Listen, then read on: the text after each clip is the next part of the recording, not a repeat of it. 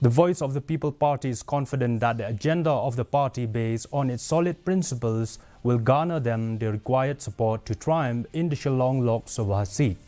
VPP candidate Ricky J. Sinkon, who filed his nomination papers on Tuesday, said that the party stands fully prepared and are getting tremendous support from the grassroots.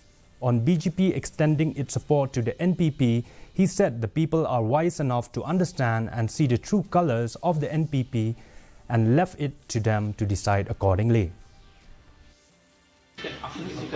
Well, that is their decision.